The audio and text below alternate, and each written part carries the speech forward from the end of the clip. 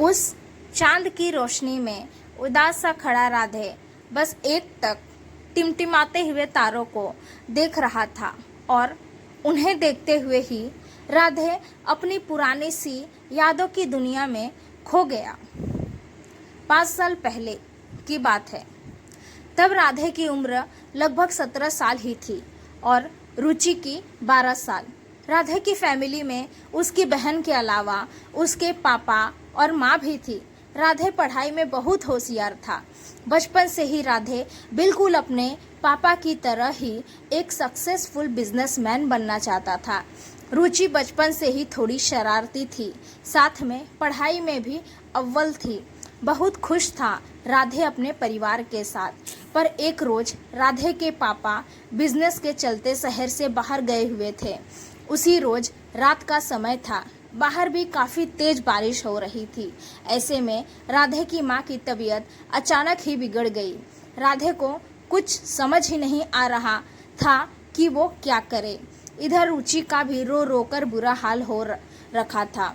राधे ने सबसे पहले अपने पापा को कॉल किया और सब कुछ बता दिया। राधे के पापा ने उनके आते तक सब संभालने के लिए राधे से कहा और फोन रखने के बाद उन्होंने गाड़ी की स्पीड बढ़ा दी। इधर बारिश रुक नहीं रही थी। राधे की चिंता बढ़ती जा रही थी। अचानक ही रुचि भी बेहोश होकर गिर गई। राधे घबराकर रुचि की तरफ बढ़ गया और उसे उठाकर पास के ही सोफे पर लिटा दिया। राधे ने रुचि के चेहरे पर पानी छिड़का, पर रुचि को होश नहीं आया। राधे की माँ की हालत और ज़्यादा खराब होने लगी। राधे के पापा की गाड़ी की स्पीड काफ़ी तेज थी। जल्दबाजी में उन्होंने बिना हॉर्न दिए ही सामने आ रहे मोड़ पर गाड़ी जल्दी से मोड़ दी। वहीं सामने से ही अपनी ही स्पीड में एक ट्रक आ रहा था, जिससे राधा के पापा की गाड़ी की बहुत जोरदार टक्कर हो गई। 1 2 3 4 राउंड गाड़ी पलटी। गाड़ी की हालत बहुत खराब हो गई। साथ ही गाड़ी के अंदर राधे के पापा खून से लथपथ हो रखे थे। ट्रक वहां से जल्दी ही निकल गई। अब उस सुनसान से रास्ते में कोई भी नहीं था। राधे के पापा की सांसें उखड़ने लगी थी और धीरे धीरे से सांसों की गति भी कम होती गई। राधे की माँ की हालत भी बद से बदतर होती जा रही थी। राधे अपनी माँ के पास बैठा हुआ था। उनकी हालत ज़्यादा बिगड़ते देख वो बाहर जाने के लिए उठने लगा तो राधे की माँ ने तुरंत ही राधे का हाथ पकड़कर उसे रोक लिया। अपनी सांसों को नियंत्रित करते हुए धीरे से अटकते अटकते राधे की माँ बोली, रुचि का ख्याल रखना बेटा, हमेशा खुश रखना। अपनी माँ की बस इतनी सी बात मान लेना बेटा। राधे ने अपनी नम हो चुकी आंखों से अपनी माँ की तरफ देखा। ठीक उसके कुछ ही पल बाद यहाँ राधे की माँ की सारे सांसें थमी। दूसरी तरफ राधा के पापा के भी सांसें अब तक थम चुकी थी। राधे की आंखों में ठहरे आंसू अचानक से ही बह निकले।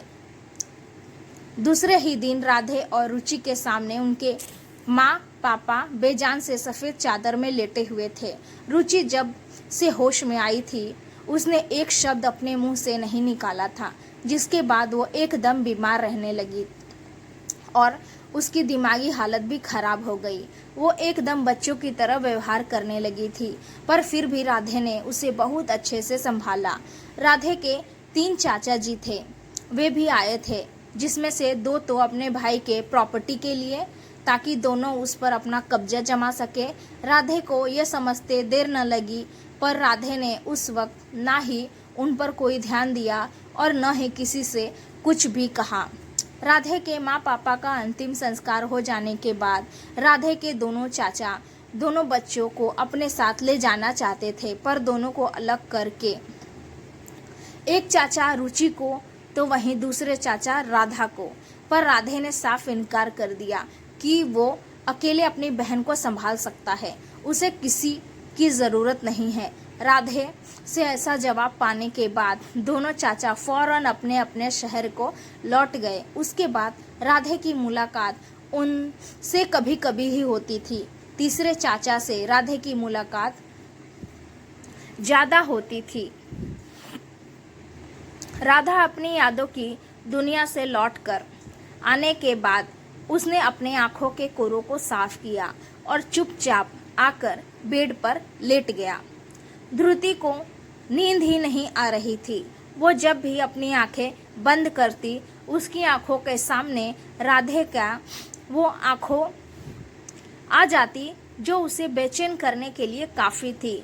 एक अजीब सी बेचैनी और डर के साथ ही ध्रुति ने पूरी रात जागकर काट दी। अगले दिन राधे अपने केबिन में काम में लगा हुआ था, तभी उसके कान में किसी के डोर नॉक करने की आवाज आई। राधे के कम इन कहने के बाद केबिन का दरवाजा खुला और एक लंबा चौड़ा आदमी काले रंग के कपड़ों में हाथ में एक फाइल लिए केबिन के अंदर आ गया। राधे ने उसकी तरफ देखा तो उस आदमी के फाइल राधे की तरफ बढ़ाते हुए ही कहा, सर, इसमें सारी डिटेल्स है। राधे ने वो फाइल ली और हाथ के इशारों से उस आदमी को बाहर जाने के लिए कहा। वो आदमी तुरंत वहां से चला गया। राधे ने अपनी नजरें फाइल की तरफ डाली जिसमें ध्रुति की सारी इंफॉर्मेशन थी। राधे ने वो फाइल खोली और पढ़ने लगा। हर एक पेज पढ़ने के बाद उसके भाव बदलते ही जा रहे थे। आखिर में राधे ने गुस्से से फाइल को टेबल पर जोर से पटक दिया और तुरंत ही केबिन से बाहर निकल गया। ऑफिस बिल्डिंग से बाहर निकलते वक्त राधे ने ड्राइवर से गाड़ी निकालने को कहा। ड्राइवर ने अपना सर हिला दिया और गाड़ी निकालने चला गया। राधे के गार्ड्स भी अपनी गाड़ी निकालने चले गए। राधे जैसे ही बाहर पहुंचा, ड्राइवर ने गाड़ी राधे के सामने लाकर रोक दी। राधे के पीछे खड़े एक गार्ड्स ने गाड़ी का दरवाजा खोला और राधे बड़े आराम से गाड़ी के अंदर बैठ गया। गार्ड ने वापस से गाड़ी का दरवाजा बंद कर दिया और दूसरी गाड़ी की तरफ बढ़ गया जो राधे की गाड़ी के बिल्कुल पीछे ही खड़ी थी। राधे की गाड़ी चल पड़ी। ध्रुति किचन में डिनर की तैयारी कर रही थी। खाना लगभग बन ही चुका था, बस रोटियां ही बाकी रह गई थी। तभी ध्रुति के कान में डोरबेल बजने की आवाज पड़ी। ध्रुति जल्दी से दरवाजा खोलने के लिए बढ़ गई। दरवाजा खोलते ही ध्रुति चौंक गई। सामने राधे खड़ा था और उसके पीछे उसके गार्ड्स। ध्रुति अपलक राधे को हैरानी से देखे जा रही थी। यह पहली बार था जब ध्रुति ने राधे की तरफ गौर से देखा और नजरें नहीं चुराई, और राधे भी ध्रुति को ही देख रहा था। लाइट येलो सूट के साथ रेड दुपट्टा जो उसने कंधे से लेकर अपनी कमर पर बांध रखा था। उसने अपनी चोटी सामने की हुई थी। एक गाल पर थोड़ा सा आटा लगा हुआ था जिसे उसके चेहरे पर आए लट छुपाने की कोशिश कर रहे थे। राधे का मन किया कि वो उन लटों को वहां से हटा दे और उसके हाथ बढ़ भी गए थे। फिर अचानक से अंदर से ध्रुति की चाची की आवाज आई, कौन है?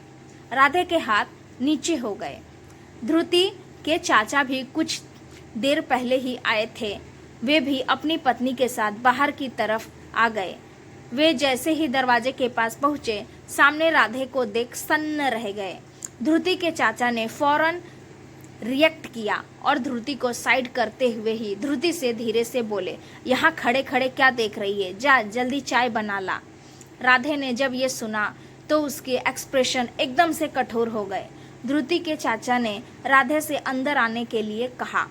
राधे गार्ड को बाहर रोककर खुद अंदर चला गया। राधे सोफे पर बैठा हुआ था। उसके सामने ध्रुति के चाचा चाची बैठे हुए थे।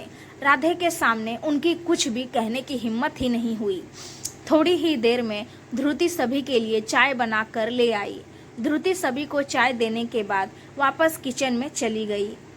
राधे ने चाय का एक सिप लिया और एकदम से कहा, मैं आपकी बेटी को पसंद करता हूँ और उससे शादी करना चाहता हूँ। चाचा चाची का चेहरा खुशी से चमक उठा। राधे ने आगे कहा, और मैं ये शादी कल ही करना चाहता हूँ, कोर्ट में।